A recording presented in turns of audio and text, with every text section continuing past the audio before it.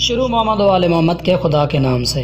رمضان المبارک مہینے کی شروعات مولا علی علیہ السلام کے دشمن پہ لعنت کر کے اور تمام محمد و آل محمد کے ماننے والوں کو رمضان کی مبارکباد پیش کرتا ہوں۔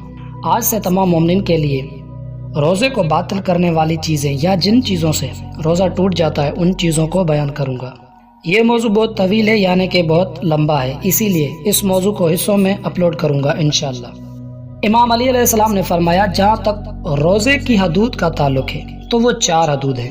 پہلی حد کھانے پینے سے دور رہنا، دوسری حد مباشرت یعنی ہم بستری سیکس کرنے سے دور رہنا، تیسری حد جان بوجھ کر وومیٹنگ کرنا یا جان بوجھ کر قے کرنے سے دور رہنا، آخری حد پانی میں غوطہ لگانے سے دور رہنا یا وہ کام جو ان جیسے ہیں ان سے اپنے دامن کو بچانا، اور تمام سنتیں اور آداب بجا لانا۔ امام جعفر صادق علیہ السلام نے فرمایا روزہ دار کو کھانے پینے سے دور رہنا چاہیے اور انسان کو چاہیے کہ ماہ رمضان میں اپنی زبان کو لغو اور باطل باتوں سے حفاظت کرے۔ اب یہاں لفظ جو لغو کا مطلب ہے کہ اپنی زبان کو بیہودہ باتوں سے دور رکھے۔ صلوات بر محمد و آل محمد، اللہم صلی علی محمد و آل محمد۔